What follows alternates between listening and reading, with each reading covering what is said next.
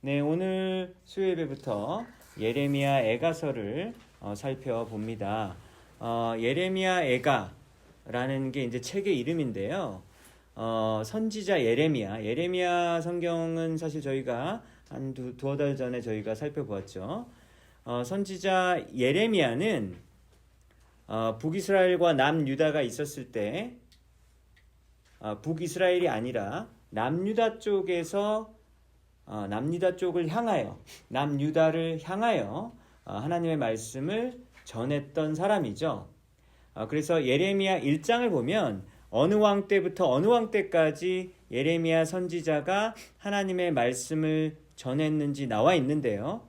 남유다의 요시야 왕, 우리가 저희가 얼마 전에 종교개혁을 했었던 왕이라고 살펴보았던 그 요시야 왕 있었죠. 요시야 왕 때부터 여호아하스, 여호야김, 여호야긴, 시드기야 왕, 이렇게 하고 시드기야에서 이제 남유다가 멸망하게 되었죠. 그러니까 5명의 왕이었습니다. 그러니까 5명의 왕이면 굉장히 길 것 같지만 이 중간중간 왕들이 워낙 짧게 통치를 했었기 때문에 이 5명의 왕 동안에, 그래서 요시야 왕 때부터 시드기야 왕 때까지 하나님의 말씀을 전했던 선지자가 예레미야였습니다. 그런데 여기 보시면은 유다의 마지막 왕인 시드기야 왕 때까지 사역을 했다라고 하는 말은 어떤 의미인가? 예레미야 선지자가 주로 전했었던 메시지의 중심 내용은 무엇이었습니까? 우리나라 남유다는 좀 있으면 망한다, 이 이야기를 전하는 선지자였었죠. 이제 하나님의 심판이 남유다에게 임해서 더 이상 돌이킬 수 없는 상태가 되었다라고 전하는 그 일을 해야 되는 사람이 예레미야였었던 거예요. 아니, 잘못했다고 빌면 용서해주고 그런 게 하나님이라고 생각하는데, 이제 죄가 너무 많이 쌓여서 이제는 더 이상 회생 불가능한 것 같은 그런 상황이 돼서 일단은 이 페이지가 이제 끝나야 되는 것이죠. 그래서 하나님의 계획 가운데 이제 남유다는 심판을 받아야 할 때가 되었다라고 전해야 되는 거를 망하기도 전에 요시야 왕 때부터 계속해서 이제 그 이후의 메시지를 전해야 되는 일을 했었던 사람이 예레미야인데, 시드기야 왕 때까지 있었다라는 것을 보면 유다가 망하는 것을 예레미야가 봤을까요? 못 봤을까요? 본 거예요. 앞으로 망할 것이다. 그리고 실제 그 예언대로 남유다가 망하는 것을 두 눈으로 직접 보았던 것을 의미합니다. 보통 예언자들은 예언을 한 다음에 그 예언이 성취되는 것을 못 보는 경우가 많잖아요. 왜냐면 나중에 이제 성취가 되니까. 근데 예레미야는 자기가 예언을 하고 그 예언이 된 것을 실제로 현실 속에서 이루어지는 것을 보았던 사람이다라고 하는 것이죠. 그래서 남유다가 망하는 것을 보고, 남유다의 수도인 예루살렘 도시가 망하는 것을 보고 예레미야가 마음이 너무 아파서 막 눈물을 흘리는, 그래서 그 슬픔을 노래하는 게 이제 애가라는 뜻이죠. 라멘테이션이라는 말이 그 슬퍼한다라는 거잖아요. 그 슬픔을 노래하는 책입니다. 그게 바로 예레미야 애가예요. 그래서 오늘 1절부터 10절까지 읽었지만 전체적으로 분위기가 완전히 좀 가라앉잖아요. 그래서 굉장히 슬픈 분위기입니다. 그래서 예레미야의 마음이 어떻습니까? 남유다가 망하고 예루살렘이 망한 것을 보고 1절을 보니까 슬프다 이러잖아요. 슬프다 이 성이여. 예전에는 사람도 많았는데 이러면서 지금은 사람도 하나도 없고, 이러면서 막 엄청 슬퍼하고 있습니다. 2절을 볼까요? 2절에 뭐라고 나와 있습니까? 밤에는 슬피 우니 눈물이 뺨을 타고 흐른다고 얘기해요. 막 눈물이 계속해서 멈추지 않았었던 것입니다. 여러분, 슬픔과 비탄으로 가득 찬 그 예레미야의 심정을 1장부터 이렇게 절절하게 묘사하고 있어요. 그럼 구체적으로 어떤 모습 때문에 예레미야 선지자가 지금 슬퍼하고 있습니까? 이 예루살렘이라는 도시에 원래는 사람이 굉장히 많았었던 거예요. 그러나 이제 바벨론의 침공을 받고 완전히 황량하게 버려진 도시가 되어졌다. 여러분 기억하시죠? 6월절 때마다 예수님 마지막 지금 주일 예배 때마다 보고 있는 그 6월절 식사하잖아요. 그 6월절 때마다 평소 예루살렘의 인구보다 10배 정도가 늘어났다고 얘기하거든요. 그러니까 이 6월절이란 절기가 너무 크기 때문에 막 사람들이 북적북적 됐는데, 그 절기가 되어도 사람들이 보이지 않는, 이제 예루살렘은 그렇게 정말 영화롭고 아주 막 정말 사람들이 그렇게 북적였었던 그런 찬란한 그 도시의 모습이 이제 완전히 사라지게 되었다라고 하면서, 그러면서 굉장히 슬퍼하는 그 모습을 지금 그리고 있는 것이죠. 이전에는 여러 나라들 중에 대단했었지만 이제는 과부와 같이 되었다. 전에는 여러 나라들 중에서 공주와 같았었지만, 또는 여왕이라고 번역할 수도 있죠. 공주와 같았었지만 이제는 노예와 같이 되었다. 노동자와 같이 되었다 라고 말하고 있습니다. 그리고 여러분, 유다의 마지막 왕이었던 시드기야 왕, 아까 얘기했었죠. 시드기야 왕은요, 바벨론 군사들에 의해서 눈이 뽑혔어요. 그리고 눈 뽑기 전에 시드기야의 아들들을 아버지 앞에서 다 죽였어요.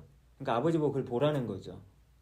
굉장한 그런 모욕과 그리고 정말로 이 잔인한 일을 저지르면서 이렇게 예루살렘이 고통 가운데 망했었던 것이죠. 그래서 몇 차에 의해서 공격을 당했습니까? 3차에 의해서 한 번, 두 번, 세 번에 걸쳐서 바벨론이 침공하고, 그리고 예루살렘에서 딱 보면서 인재들이라고 생각되는 사람들, 교육 많이 받은 사람들, 그리고 기술자 이런 사람들을 다 뽑아갔어요. 1차 때 막 다니엘을 붙잡아가고, 2차 때 막 에스겔을 막 이렇게 납치해가고, 그러니까 이런 포로들로 이렇게 끌려가는 그런 일들. 그리고 마지막 3차 시드기야 왕 때는 성전까지 완전히 무너지는 그런 일들이 있었던 것이죠. 그러니까 예루살렘 안에 있었던 여러분 성전 있잖아요. 그 성전을 누가 지었습니까? 어느 왕 때 지었죠? 솔로몬, 다윗 때 재료 준비를 하고 솔로몬 왕 때 완공을 했지 않습니까? 그러니까 이 솔로몬 왕이 지었었던, 그렇게 화려했었던 그 솔로몬 성전, 여기는 안 무너질 거라고 생각했던 거예요. 왜 그렇죠? 성전은 여러분 하나님의 임재가 있는 곳이잖아요. 그 제사 드리고 그러면 하나 막 구름 가운데 하나님의 영광이 임했다고 말을 하거든요. 그리고 사람들이 그 예루살렘 성전을 바라보면서 기도했다고 하잖아요. 그러니까 성전이 있는 이상 우리 예루살렘은 안전하겠지라고 생각했었던 것이죠. 그런데 웬걸? 성전도 무너지는 거예요. 성전까지 무너졌다라고 하는 겁니다. 여러분, 그 솔로몬 성전이 얼마나 화려했었냐면 웬만한 건 다 금으로 코팅을 했어요. 금으로. 그래서 우리 솔로몬 때 너무 돈이 많아서 금은 그냥 이렇게 흔하고, 또 은은 너무 흔해가지고 거들떠보지도 않는 그런 시대였었다고 얘기하죠. 그러니까 금으로 그렇게 막 기둥들도 막 싸고 그랬는데, 아수르 제국이 또 그 전에 또 침입해 와가지고 조공 달라 그랬었잖아요. 조공을 달라고 하니까 금을 줘야 되는데 줄 금이 없습니다. 그래서 어떻게 했습니까? 그 성전에 있었던 그 금을 벗겨가지고 그래가지고 갖다 바쳤다라고 하는 겁니다. 그러니까 이렇게 예루살렘이 수모와 굴욕을 당한 일이 하루 이틀이 아니라 오래전부터 이미 시작이 되어졌고, 결국은 오늘 예레미야 애가서에 나오는 것처럼 시드기야 왕 때 BC 586년에 여러분 이때 정말 완전히 망하게 되는 일이 있었다라고 하는 겁니다.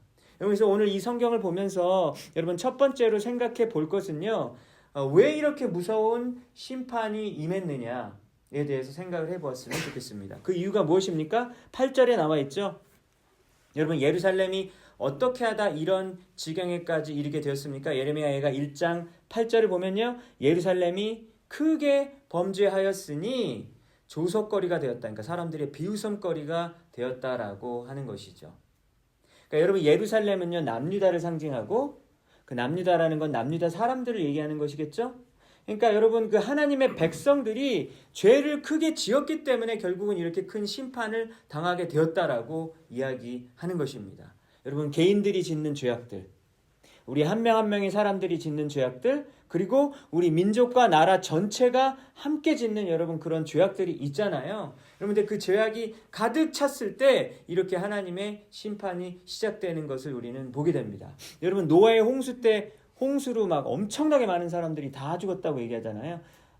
그나마 하나님이 보시기에 이 의인이라고 생각되어지는 8명을 제외하고는 방주 밖에 있는, 배 밖에 있었던 모든 사람들이 다 죽었습니다. 왜 그렇습니까? 죄악이 온 세상에 관영했다. 온 세상에 가득 찼기 때문이다라고 얘기하잖아요. 그러니까 여기 바벨론도 바벨론 제국에 의해서 심판받는 것도 지금 바로 이러한 심판의 때가 임했기 때문이다라고 하는 것이죠. 여러분, 하나님은 한두 번의 죄로, 우리가 한 번, 두 번 짓는 죄 때문에 막 우리에게 막 바로바로 즉각 막 벌 주시는 분은 아니시잖아요. 여러분 우리의 삶을 되돌아볼까요? 우리가 죄 지을 때마다 막 그 자리에서 막 하나님이 직결 심판을 하고 막 그러시나요? 많은 경우에는 여러분 우리가 죄를 짓고 이거 내가 돌이켜야 되는데, 내가 이거 진짜 회개해야 되는데, 반성해야 되는데, 알아요. 알면서도 우리는 계속 죄 짓게 되잖아요. 여러분 근데 그 죄를 오랫동안 지음에도 불구하고 하나님께서는 오랫동안 참아주시다가 하나님의 때가 되었을 때 우리에게 마침내 심판을 내리시는 것을 또 우리는 가끔 경험하기도 합니다. 베드로서 3장 9절을 보면요, 오직 주께서는 너희를 대하여 오래 참으사 아무도 멸망하지 아니하고 다 회개하기에 이르기를 원하느니라. 여러분 하나님이 원하시는 거는요, 어디 보자, 누가 한번 죄 짓나 보자, 너 계속 그렇게 해봐, 그래가지고 막 벌 주고 막 홍수 막 하고 막 불심판 주고, 여러분 이걸 원하는 거예요 하나님이? 그걸 원하는 게 아니에요. 중간중간에 회초리를 때리면서 자신의 백성들이 하나님께 회개하고 돌아오기를 기다리시는 거죠. 오랫동안 참으시는 분, 여러분 이것이 바로 하나님의 성품 중에서 반드시 기억해야 할 성품입니다. 여러분 그러면 지금 여러분 오늘 이 예루살렘이 지금 하나님의 벌을 받게 되었는데요, 그럼 하나님이 얼마나 오랫동안 참으신 걸까요? 추적해서 올라가 보면요, 노예로 살고 있었던 이스라엘 백성들이 이집트의 노예로 살고 있었잖아요. 그때 모세라는 사람을 일으켜 세우셔가지고 400여 년간 이집트 노예로 살고 있었던 이스라엘 백성들을 끄집어 구조해 주셨잖아요. 구원해 주셨잖아요. 그래서 어디 땅으로 가게 하셨습니까? 가나안 땅으로 가게 하셨죠. 근데 이 가나안 땅은 누구에게 원래 약속했던 거죠? 아브라함에게부터 약속했었던 것이 드디어 이렇게 모세와 여호수아 때 이렇게 성취가 되어진 거잖아요, 여러분. 그래서 가나안 땅에서 하나님이 원하시는 거는, 이제 너희들 이집트에서 너무나도 힘들게 막 채찍 맞으면서 막 두들겨 맞으면서 이유도 없이 막 죽임을 당하면서 그러고 살았는데, 너희들의 그렇게 간절히 기도하는 그 기도를 내가 들었고 이제 약속의 땅 가나안에서 하나님의 율법을 지키고 행복하게 잘 살아라 라고 하나님이 그걸 원하셨거든요. 근데 이제 이 광야에서 40년 동안 헤매다가 이 가나안 땅에 들어가자마자 이스라엘 백성들이 어떻게 했습니까, 여러분? 율법을 어기고 죄를 짓기 시작했죠. 그러면은 출애굽을 보통 이제 세계사적으로는 BC 1200 몇 년으로 보는 그런 학자들도 있고요, 아니면 1400년으로 보는 이 크게 두 가지 이런 이론이 있는데, 만약에 뭐 1200년으로 따지고 1400년으로 따졌을 때 지금 이게 멸망한 게 몇 년이라고요? BC 586이잖아요. 여러분 BC 586에서 BC 1200, 1400을 이렇게 그 사이를 빼보시면 600에서 800년 정도가 되거든요. 그럼 하나님이 이스라엘 백성들이 가나안 땅에 들어오고 나서 600년에서 800년 동안의 죄악을 지었던 것을 계속해서 참았다라고 하는 것을 알 수 있죠. 그렇죠, 여러분? 오래 참아주시지 않으셨나요? 여러분은 어떻게 어느 정도 좀 참을 수 있으세요? 누가 내가 새로 산 신발을 한 번 밟았어요, 두 번 밟았어요, 세 번 때부터는 우리 못 참죠, 그죠? 이건 실수로 한 게 아니야. 우리는 오래 못 참잖아요, 그렇죠? 같은 그런 기분 나쁜 것들을 여러 번 당하면 여러분 못 참잖아요. 근데 하나님은 600여 년에서 800여 년에 해당되는 여러분 그 긴 세월 동안 주님께서 참아 주셨다라고 하는 겁니다. 여러분 이집트 노예로 수백 년을 고통 가운데 살고 있을 때 가나안으로 이끌어 주셔가지고 이제 이스라엘 백성들은 집도 생겼죠, 땅도 생겼죠, 그리고 농사 지으면서 재산도 축적할 수 있게 됐어요. 그러니까 예전에 이집트에서 노예로 했었을 때는 재산이 없잖아요. 사회재산이 전혀 없잖아요. 아무리 열심히 일해도 뭘 얻을 수가 없었던 그런 시절이었죠. 근데 이제는 정말로 그때에 비하면 너무나도 풍족하고 풍요로운 삶을 살 수 있잖아요. 그러면은 얼마나 감사해야 되나요? 그렇지 않나요? 여러분 옛날에 너무 어려웠을 때랑 지금 생각해 봤을 때 너무 감사한 거 아니에요? 그쵸? 너무너무 감사하잖아요. 근데 사람의 욕심이 끝이 없어가지고 환경이 처음에 나아질 때는 주님 감사합니다, 주님 찬양합니다 막 이러거든요. 근데 여러분 이제 좀 시간이 조금만 흐르면 어떻게 됩니까? 당연하게 여기죠. 이제 익숙해지다 보니까 그게 너무나도 당연하게 생각이 되어지고, 당연하게 생각되어지면 감사도 할 수 없죠. 그러니까 무뎌지니까 감사가 또 사라지게 되어집니다. 이미 그때에 비하면 너무나도 부유하고 풍족하게 되었지만 가나안 땅에서 그 풍족하고 하나님께서 그 복 주셨던 것을 금방 잊어버리고 농사 잘 짓고 막 이러면서 농사를 더 잘 지어서 더 많은 수확을 거두어서 더 많이 창고에다가 가두고 싶은 여러분 그런 욕심이 한도 끝도 없는 거예요. 그렇지 않습니까? 여러분 우리가 뭐 한 10만 불이 있으면 되게 정말 행복하고 좋았다가 좀 모자른데 100만 불이 됐어요. 그럼 100만 불로 또 돼요? 한 500만 불. 500만 불에서 또 1000만 불. 이게 인간의 욕심이 끝이 없지 않습니까? 그래서 여러분 이렇게 감사할 줄 모르고 농사를 더 잘 짓겠다고 어느 신까지 끌어갖고 오죠? 바알신을 섬기기까지 하면서 여러분 우상을 숭배하면서까지 더 부자가 되길 원했던 거죠. 왜냐하면 바알신을 섬기는 이유가 뭐예요? 농사가 잘 되기 원했던 거예요. 그러니까 돈 많이 벌게 해주세요. 돈 많이 벌게 해주세요. 이거 아니겠습니까? 그래서 성적으로 타락하고 음란하고 그리고 바알신에 정말로 못된 그런 많은 것들이 있는 걸 알았지만 더 부자가 되기 위해서 바알신까지 끌어들인다는 것은 여러분 어떤 의미죠? 내가 부자가 되기 위해서 내 영혼을 팔 수도 있다 이런 거잖아요. 여러분 내가 부자가 되기 위해서 신을 바꾸는 거예요. 여호와 하나님에서 바알신으로 바꾸는 겁니다. 바알신도 섬기고 하나님도 섬기고 막 혼합주의가 되어지는 거예요. 여러분 이것은 자신의 부를 위해서 욕심을 위해서 영혼을 팔아 넘기는 행위지 않습니까? 바로 이러한 죄를 지었던 것이죠. 또 여러분 어떤 죄를 지었습니까? 하나님께서 그래서 그것을 돌아오라고 선지자들을 계속해서 보내줬었어요. 돌아오라고 선지자들을 계속해서 보내주셨죠. 여러분 하나님은 우리들에게 계속해서 말씀하시지 않습니까? 일주일에 한 번만 말씀하시나요? 주일 예배 때 뭐 1시간 정도만 말씀하시나요? 그러면 여러분 한 주 동안 살기 힘드실 거예요. 뭐 예를 들면 수예배 때도 주님께서 여러분에게 말씀해 주십니까? 그러면 일주일에 2번이면 될까요? 그럼 나머지 날은 어떻게 할까요? 나머지 날은 그냥 어떻게 근근히 한번 서바이벌 하겠습니다. 아니죠. 여러분 매일매일 여러분들에게 주어지는 성경 말씀이 있잖아요. 성경 말씀 묵상할 수 있잖아요. 그러니까 하나님께서 우리에게 말씀하시거든요. 여러 가지 통로를 통해서 말씀하시고 구약시대에는 여러 선지자들을 보내시면서 주님께서 자신의 메시지를 전했다라고 하는 거예요. 그 중에 한 명이 누구라고요? 예레미야인 거예요. 근데 예레미야는 무슨 소리를 해요? 우리가 망한다고 얘기하는 거예요. 그러니까 얼마나 듣기 싫어요. 여러분들이 이렇게 수요일날 추운 날씨에 추위를 뚫고 이렇게 왔는데 여러분들에게 여러분 정말 이딴 식으로 신앙생활 하겠습니까? 이딴 식으로 해가지고 여러분 진짜 정말 천벌 받아요. 이렇게 얘기하면 여러분 얼마나 듣기 싫어요. 그쵸?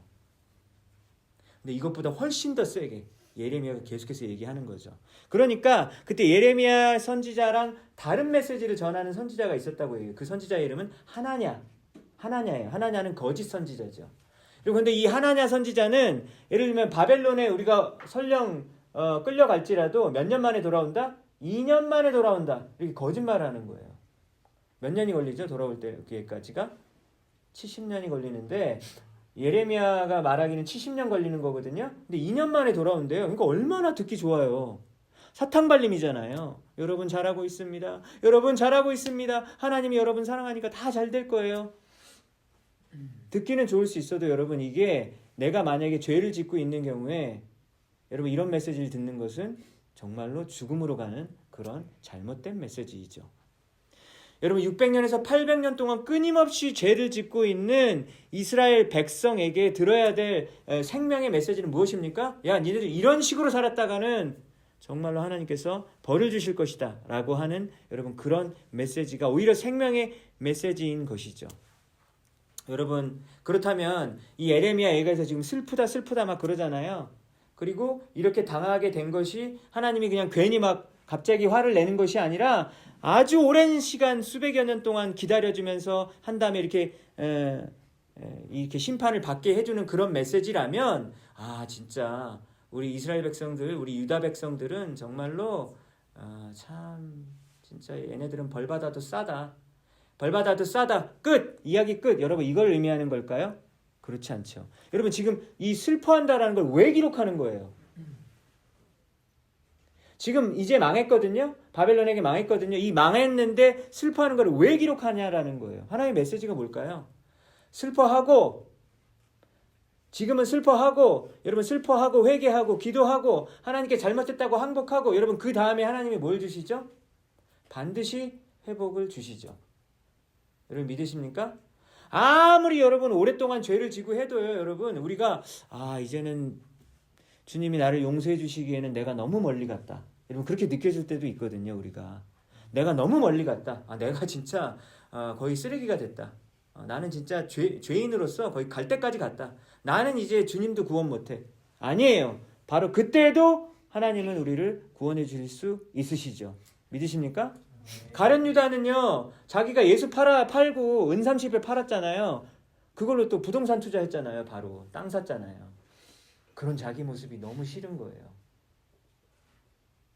그래가지고 어떻게 했어요? 나는 진짜 인간 쓰레기다. 그러면서 그 자기가 산 밭에서 배가 터져가지고 자살해서 죽었잖아요. 근데 그러면 아닌 거예요, 여러분. 그러지 말고 그때서라도 회개를 했다면 여러분 가룟 유다는 12사도에 들어갈 수 있었을 거예요. 맞습니까?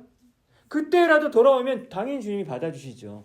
왜? 한쪽에서는 베드로가 어떻게 하고 있었어요? 3번이나 예수님 부인했잖아요. 여러분 베드로랑 유다랑 뭐 많이 달라요? 비슷하잖아요. 한 사람은 돈 주고 팔고 한 사람은 3번이나 말로 나 몰라 나중에 3번째는 욕까지 하면서 예수님을 부인하고 저주했단 말입니다. 뭐가 달라요, 여러분? 근데 베드로는 회개하고 돌아왔잖아요. 끝까지 그 자리를 지켰잖아요. 여러분 그 차이가 있는 것이죠. 여러분 아무리 수백여 년간 죄를 지었을지라도 여러분 그 우리가 지은 죄악보다 더 크신 것이 뭐죠? 하나님의 자비와 긍휼인 줄 믿으시기 바랍니다. 여러분 그것이 바로 예레미야 애가가 기록된 목적이에요. 여러분 너무 멀리 온 게 아니에요. 너무 멀리 온 건 없어요. 하나님 안에서. 바로 그때가 주님께 돌아올 시점입니다. 여러분 오늘 말씀을 통해서 우리 또 하나 볼 것이 뭐냐면 예레미야가 이제 지금 막 울고 있잖아요. 눈물을 흘리고 있어요. 근데 이 눈물의 의미에 대해서 한번 생각해 봤으면 좋겠어요. 예루살렘 망한다고 했지. 근데 사람들은 안 믿었어요. 그죠? 근데 실제로 예레미야가 말한 대로 됐어요. 여러분들이면 그 심정이 어떻겠어요?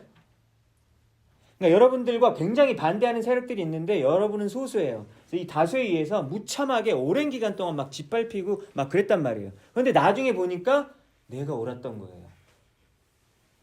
내가 옳았던 게 어떻게 증명되죠? 진짜 바벨론이 와서 완전 싹쓸이 해가지고 다 망해버리게 한 거예요. 그럼 누가 옳은 거예요? 예레미야가 했던 말이 옳음이 전 세계 국제 정세를 통해서 드러나게 됐잖아요. 이거 봐라. 내가 말한 대로 됐지. 그러면서 여러분 좀 기분 좋았을 것 같지 않으세요? 하나님이 내 편이구나. 하나님 제가 그동안 너무 억울했는데 하나님 제 편이셨군요. 전 너무 좋았을 것 같기도 해요. 왜냐면 저 상대방들이 얼마나 미웠겠습니까? 그렇죠? 그랬을 것 같아요. 그런데 지금 예레미야는요. 오랜 세월 동안 막 오해당하고 무시당하고 굴욕당하고 심지어 죽음의 위협까지 당하고 막 이랬는데 이래서 이렇게 지금 하나님이 마치 예레미야 손들어주면서 자 네가 이겼어 라고 해준 것 같은데도 불구하고 여러분 예레미야는 지금 울고 있단 말이죠. 웃지 않고. 여러분 이 의미에 대해서 우리가 생각해 봤으면 좋겠어요. 예레미야가 여러분 구체적으로 어떤 고난을 당했습니까? 예레미야서를 살펴보면요. 예를 들면 바스훌이라는 제사장이 있었거든요. 바스훌이라는 제사장이 예레미야를 막 때렸어요. 여러분 제사장이면은 우리가 재물을 들고 오면 그 재물을 하나님께 바쳐주는 사람이 제사장이잖아요. 그러니까 하나님과 인간의 중간에서 그 중재자 역할을 해주는 사람인데 이 제사장이 선지자 얼굴을 막 때리고 그럽니다. 이게 말이 되나요? 되게 하나님 앞에 민감해야 될 제사장이 오히려 선지자를 때리고 막 목에다가 나무 고랑을 채우고 막 감옥에다가 막 가뒀어요. 얼마나 여러분 예레미야가 힘들었어요. 스바디아, 그달랴, 유갈 같은 관리들이 예레미야를요 그 우물 있잖아요. 궁덩이 막 몇 미터 그 땅속에 있는데 거기다가 땅속에다가 막 몇 날 며칠을 막 둡니다. 그러니까 거기서 잠이나 제대로 자겠어요, 여러분? 몇 날 며칠을 얼마나 힘들었냐라고 하는 겁니다. 정말 오랜 세월 동안 너무나 힘들어서 예레미야서 20장을 보면 예레미야 이런 말을 해요. 하나님, 제가 조롱거리가 되어서 사람마다 종일토록 저를 조롱합니다. 제가 종일토록 치욕과 모욕거리가 되었습니다. 그러면서 저는요 차라리 저는 안 태어났으면 좋겠어요. 이런 얘기를 해요. 내 생일이 저주를 받았으면 좋겠어요. 엄마 뱃속에서 차라리 절 죽이지 그러셨어요. 이렇게 얘기한다니까요. 도대체 제가 왜 태어나서 이런 고생과 슬픔과 부끄러움을 주님 당해야 됩니까? 라고 절규하는 내용이 예레미야 20장에 나와 있거든요. 근데 여러분 혹시 그 오랜 세월 동안 여러분들이 막 예를 들면 몸이 굉장히 아프시거나 육체적으로 많이 힘드시거나 마음이 굉장히 오랜 시간 동안 막 이렇게 마음이 이제 공격을 당하면서 마음이 오랫동안 아플 수도 있잖아요. 그럼 그럴 때는 아주 심각한 마음의 병이 들 수 있잖아요. 그래서 여러분 이 예레미야의 이런 이 오랜 시간 동안의 이 고난을 살펴보면요. 현대 의학적으로 만약에 진단을 내린다면 난 차라리 안 태어났으면 좋겠어. 난 차라리 죽었으면 좋겠어. 여러분 이런 말들이 나오는 걸 보세요. 뭐라고 정신과 의사가 진단할 것 같아요? 우울증? 뭐 아니면 이거보다 더 심해져가지고 막 손이 벌벌 떨리면서 아무 일도 못해요. 그럼 막 공황장애가 찾아왔을 만큼 여러분 그렇게 힘들었었던 것이죠. 그렇지 않습니까?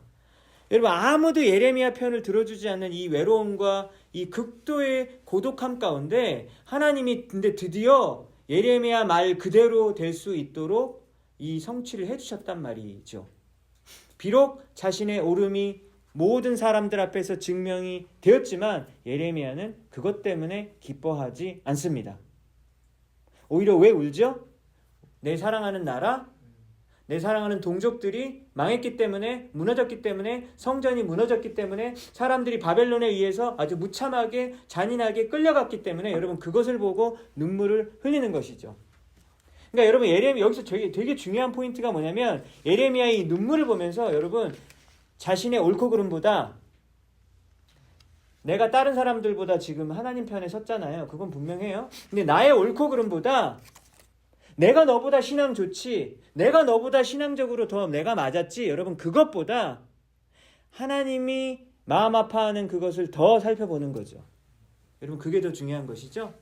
하나님의 가치가, 하나님의 의가, 하나님의 뜻이 더 예레미야에게 중요했던 것이죠. 그러니까 지금 울고 있죠. 여러분 이러한 마음을 우리도 배웠으면 좋겠어요. 릭 워렌 목사님이라고 들어보셨나요? 릭 워렌 목사님이 Purpose Driven Life, 목적이 이끄는 삶이라는 그 슈퍼 베스트셀러를 20년 전에 쓰셨고 지금까지도 뭐 거의 제가 때는 한 정말 수천만 부, 수억 부가 팔렸을지 모르겠어요. 정말 많이 팔린 그 책의 저자신데 릭 워렌 목사님이 하루에도 몇 번씩이나 자신에게 이렇게 말하는 게 있대요. 그게 뭐냐면 It's not about me 이렇게 얘기한대요. It's not about me, it's all about God 이렇게 얘기한대요. 그게 무슨 말입니까 여러분? 나에 대한 게 아니라는 거죠. 우리 그리스도인이 살아가는 삶은 나에 대한 게 아니라 하나님에 대한 것이다는 것이죠. 그래서 이분이 칭찬을 얼마나 많이 듣겠어요. 책 보고 은혜 받았어요. 책 보고 은혜 받았어요. 다 설교를 너무 잘하세요. 얼마나 많은 칭송과 여러분 그 높임을 많이 사람들에게 받았겠죠. 근데 그걸 받을 때마다 자기의 마음을 지키기 위해서 It's not about me 이렇게 계속 속으로 이야기한대요. 그러면 나에 대한 얘기가 아니면 뭐예요 그러면? It's all about God. 하나님에 대한 거죠. 세례요한이 뭐라 그랬습니까? 그는 점점 흥하여야겠고 나는 점점 쇠하여야겠다라고 말했잖아요.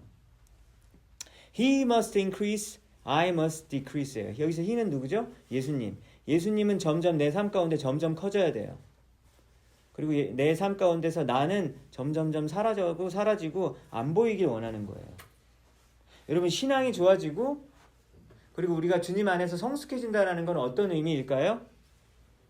내 의견, 내 주장, 여러분 그게 중요한 게 아니잖아요. 뭐가 중요합니까? 나보다 더 중요한 것이 있는 거예요. 교회가 더 중요하고 하나님의 뜻이 더 중요하고 하나님의 나라가 더 중요한 거죠, 여러분. 그렇지 않습니까? 내 의견 맞고 틀린 게 뭐가 더 중요해요? 만약에 이 일 때문에 만약에 하나님의 나라가 더 안 좋게 되어진다면 차라리 내 의견을 굽히고 그리고 내가 더 기다려주고 내가 더 품을 수 있다면 여러분 그것이 정말로 하나님의 사람의 모습 아니겠습니까? 여러분 내 의견이 맞고 틀린 것보다 상대방보다 내가 더 낫다는 것이 증명되어지는 것보다 하나님의 나라가 온전히 서가는 것을 바라시는 여러분들 되시기 바랍니다. 예레미야 눈물은 하나님께서 눈물 흘리고 있는 그곳을 바라보며 함께 우는 눈물이었습니다. 여러분은 언제 눈물을 흘리십니까? 여러분 기도 간절히 막 하시나요? 간절히 하다가 막 정말 눈물이 쏟아질 만큼 정말 간절히 기도하는 여러분 그 영역이 그 내용이 어떤 것입니까? 하나님께 여러분 절규하면서 여러분 기도할 때 어떤 내용을 가지고 기도하십니까? 여러분들의 힘든 일을 가지고 눈물을 흘리면서 기도하는 거 그거 너무 좋은 것 같아요. 왜냐하면 여러분들에게 마음속 깊숙이 있는 것들을 하나님께 내어놓는 것이니까요. 여러분 근데 그러한 기도도 하시고 또 어떤 기도를 해야 될까요? 무너진 하나님의 나라를 보면서 눈물을 흘릴 수 있는 여러분 우리가 되었으면 좋겠습니다. 예레미야는 남유다가 망해가는 그 모습을 보면서 울었잖아요. 그렇죠? 우리도 그러니까 예를 들면 우는 거예요. 하나님, 우리 교회가 이 모습보다 더 하나님을 찬양하고 예배하고 그리고 하나님의 교회다운 모습으로 바뀌어야 되는데 그렇지 못합니까? 그럼 여러분들이 눈물을 흘리고 기도해 하시면 좋을 것 같아요. 가끔 저도 WS 캠퍼스를 이제 이렇게 걸어가고 막 그러는데 매번은 아니고 가끔 걸어가면서 아이고 내가 여기 위해서 기도해야지. WS를 위해서 기도해야지. 하나님 이 캠퍼스가 하나님의 캠퍼스가 되게 해주십시오 라고 기도하면서 걸어가는 거죠. 그 누가 알아요? 그거 아무도 모르죠. 이제 제 속으로 기도하는 거니까. 여러분들도 그렇게 기도하시면서 돌아다니시기 바랍니다. 캠퍼스 곳곳을 돌아다니면서 하나님 우리 음대가, 하나님 우리 건축과가, 하나님 우리 비즈니스가, 우리 단과대가, 우리 엔지니어링 우리 단과대가 하나님의 나라가 되기 원합니다. 제가 뭘 알겠습니까? 제가 뭘 할 수 있을까요? 되게 약하죠. 할 수 없을 것 같죠. 하지만 그 작은 기도를 하나님께서 그 들어주시고 하나님의 때에 한 명이라도 더 그 영혼들을 구원해 주시지 않을까요? 여러분 그러한 우리가 되었으면 좋겠습니다. 그래서 울면서 기도하는 자가 있는 그러한 우리 교회가 되길 원해요. 바로 여러분들이 되길 원해요. 울면서 기도하는 자가 있을 때 여러분 그곳은 절대 망하지 않습니다. 울면서 기도하는 자가 있을 때 여러분 그곳에는 언젠가 주님의 때가 됐을 때 반드시 생명의 역사가 있을 수밖에 없어요. 놀라운 일이 벌어집니다. 여러분 울면서 계속해서 그 하나님의 복음의 씨앗을 뿌릴 때 그곳에 복음의 열매가 드러날 수밖에 없다는 사실 믿으시고 하루하루 살아가시는 여러분들 모두가 되시기를 주님의 이름으로 축복합니다.